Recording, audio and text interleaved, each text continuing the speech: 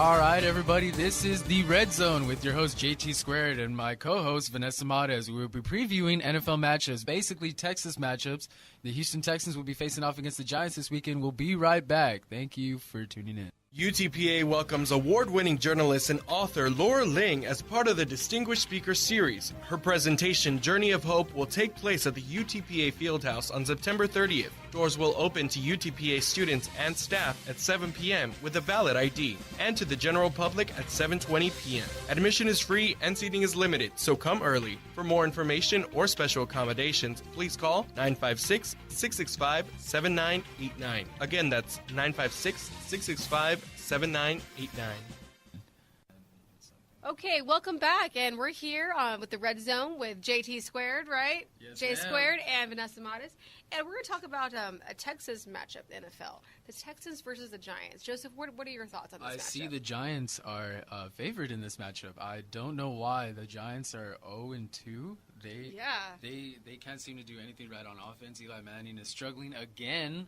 But let me see. I'm rooting for Houston right now. I'm rooting for the Texans. J.J. Watt is a monster, and Ryan Fitzpatrick seems like he could get it done. Yeah, apparently J.J. Watt can do it all, right? After he caught that touchdown, he went to the sideline and cured cancer. So I see him having I see J.J. Watt having a big day against that horrific Giants O-line. True. I do have to agree with you on that. I mean, he did wreak havoc against Washington in that Week 1 matchup. I am a Redskins fan, so that J.J. Watt did leave a place in my heart right there. Okay, so Joseph, who's your pick? I'm rooting for the Texans. Okay. That's my pick. Who do you Honestly, pick? though, Joseph, I have to go to the other side here. I have to take the Giants. I just don't. Giants. I know. I just don't see them with everything, the problems that they're having, losing 2 in a row. They're at home, so I'm taking the Giants to take this one. A little sympathy right there coming from my host Vanessa. The other matchup is Dallas Cowboys will be facing off against the St. Louis Rams. They will be at home. They are 3-point favorites in this game. Who do you have in this game? Joseph, I'm gonna have to take the Cowboys. And no, don't laugh. I know you're trying to say a little homer, but no, honestly, I think they just stick to that formula that they started last week. Finally, of running the ball. DeMarco Murray loves to run the ball against the Rams. In 2 games against the Rams, 458 yards. Craziness. Wow. I know. So if they just do that and Tony Romo doesn't get caught up in just trying to throw it in triple coverage, then they should be fine. True. I do have to agree with you. I'm rooting for Dallas in this one. I'm rooting for both Texas teams right there. So, you can't forget about Des Bryant in this matchup either. Yeah, that's true. Just throw it up. Let Des catch it, exactly. Right? I don't think the St. Louis secondary would have an answer for Des Bryant. Des is the X factor. He is the aerial attack in this game.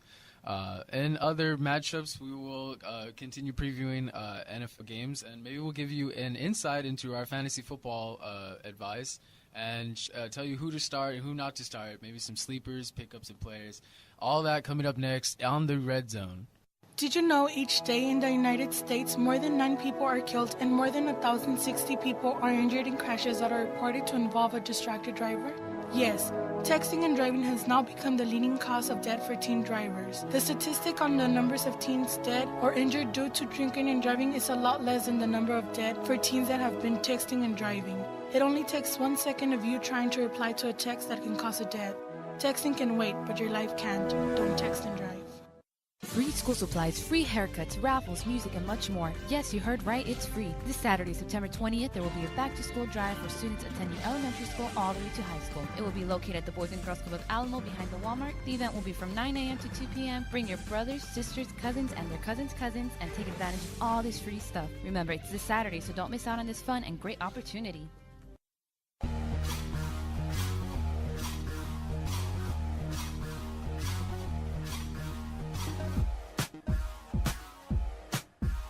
And welcome back to the Red Zone with Vanessa Matas and my host or co-host here, JT Squared. So that's like JTTT or just 2, right? It's 2 T's. You're not cubed JT or anything. Squared. No, not cubed. Okay, no. cool. No. All right. So let's continue our look ahead at the NFL weekend.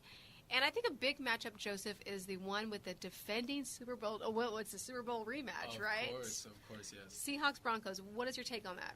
Denver, Peyton Manning coming in with a new weapon in Emmanuel Sanders, some new weapons on defense as well, DeMarcus Ware and safety TJ Ward. Denver is going into Seattle, home of the 12th man. It does get pretty loud there, so we're gonna see. It's gonna be interesting to see how Peyton Manning bounces back from his Super Bowl crush last year. Right. And, we all know what happened there against the Legion of Boom, Richard Sherman and company. So I'm rooting for Denver in this game. I'm a personal fan of Peyton Manning. I did draft him in my other fantasy league. I traded him away. But so someone has a little fantasy thing wrapped up in here. I understand fantasy football. I traded him away, so I don't have him actually. What did you trade him for? I got 2 quarterbacks, Matt Ryan and Kirk Cousins, we'll discuss that in a minute. And a running back, Le'Veon Bell. Yeah, but that's besides the point. Right. Sticking to the matchup right now. Who do you have? You know what, Joseph? Once again, I'm going to the other side here, but I'm going to take Seattle. I think it's going to be really tough for Peyton. I mean, that noise is just crazy. Obviously, he's going to have to go to a silent, snap count, some audibles. And I just think it's going to be too much for him. I see Seattle bouncing back strong after the Chargers just toasted him. I mean, Antonio Gates, showed everyone, the whole world, this guy is not ready to, hang up his cleats, I bet right? Antonio Gates felt young again. He hadn't had a 3-touchdown game since 2005. Wow. So it has been years since he came out. He's definitely a top-notch tight end. So, yeah, I think Seattle's going to bounce back in a big way, actually. I take Seattle. Seattle. I'm rooting for Denver. Seattle is favored by 3 points in this matchup. Some fantasy football advice. Who do you have starting at certain positions? Joseph, I want to say that the audience probably should not listen to me because guess who I had on my bench last night? Who was on your bench?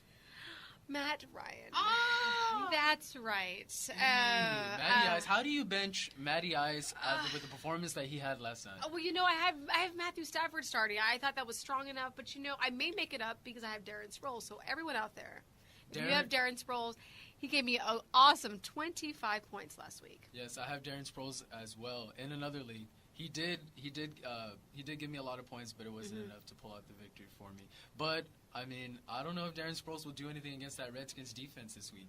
I think he'll do quite a lot, actually. Sorry to say, but I see the Eagles going 3-0 in that way at the link. Really? Huh? Yeah. Well, I am a Redskins fan, just for viewers out there. So, I mean, I am rooting for my Redskins in this matchup. But, I mean, Darren Sproles, he is a very fast running back. He can definitely do some damage against the Redskins D. That is a little vulnerable at times, but they don't break. They have been pretty good this season. They just coming off a 10-sack performance against Jacksonville. So that'll be interesting to see how that'll transition into the Philadelphia game. Some other fantasy football advice. Some matchup. Whoever is playing St. Louis. Yes. Hey, number 1 running back, DeMarco Murray. Oh yes, he is a player to play this week. He does have a record of performing against St. Louis. Des Bryant, of course, in that game as well.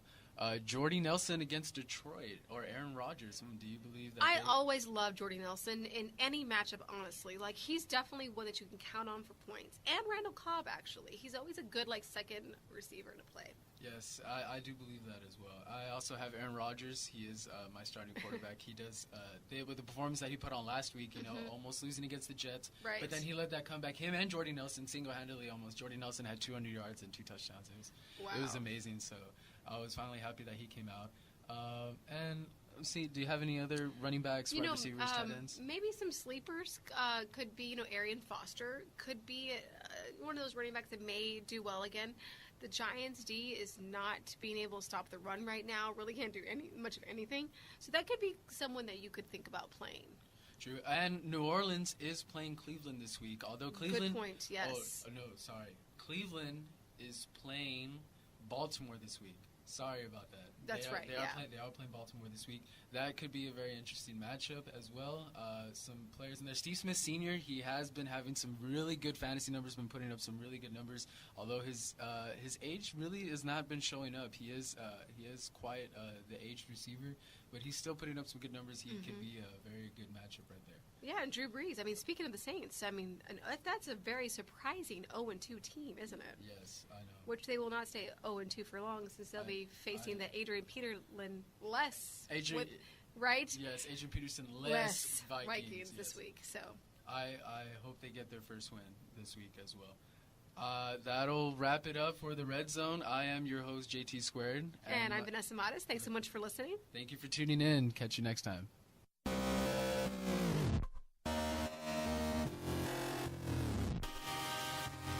Have you ever wanted to participate in the news? Whether it be producing a story, being in front of a camera, or running from behind the scenes. Come join Bronc Radio. News for students, by students. Students receive hands-on experience through the world of media. Get an opportunity to report on real-time news, sports, entertainment, and campus life. Meetings are held in the Alert Building every other Friday at 1 p.m. in the news studio on the second floor, and every Thursday at 12 p.m. in room 1.308.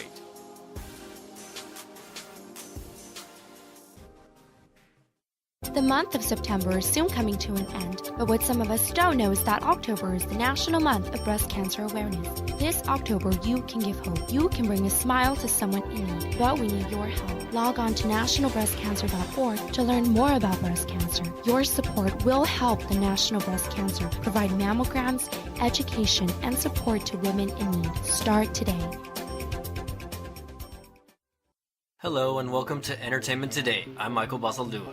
According to US Weekly, Eva Mendes apparently dispelled any rumors of her being pregnant on the Ellen DeGeneres show earlier this year. Mendes apparently kept a low profile during her pregnancy, making her last appearance on the red carpet go all the way back to February in honor of the late Elizabeth Taylor.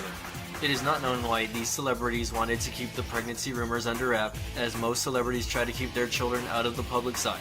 Mendes and Gosling will now have their work cut out for them. When Bey accused of another Photoshop fell, Beyonce was recently photographed walking down a staircase in her bikini at a private yacht. If you look at the photo, her inner thigh and staircase tilt upwards. It isn't known why someone with such a great body would want to Photoshop something as her inner thigh, but this isn't the first time that she's been known to do it, and probably won't be the last. For the inner wrestling fan and all of us, this Sunday, September 22nd, John Cena, former WWE champion, will face his current foe and now current champion Brock Lesnar. If you watched the last pay-per-view event, SummerSlam, then you'll know that Cena has his work cut out for him, as the last match wasn't really a match at all.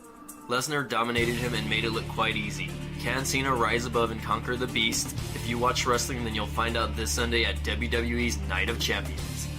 NFL player Adrian Peterson was banned from any team activity until his child abuse case is resolved. Pending allegations are still awaiting trial since he was accused of abusing one of his children earlier this year with a tree branch. Peterson's mother, Bonita Jackson, recently defended her son by saying, and I quote, "Most of us discipline our kids a little more than we meant sometimes, but we are only trying to prepare them for the real world.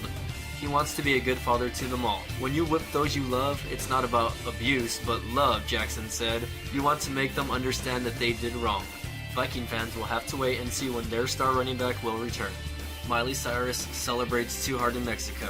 During the show on Mexican's Independence Day, Miley Cyrus allegedly twerked on the Mexican flag during her performance. Mexican officials were outraged and state legislators asked the government to fine the young star. Cyrus would not be the first person that was flagged for inappropriate, as Paulina Rubio wrapped the flag around her naked body back in 2008.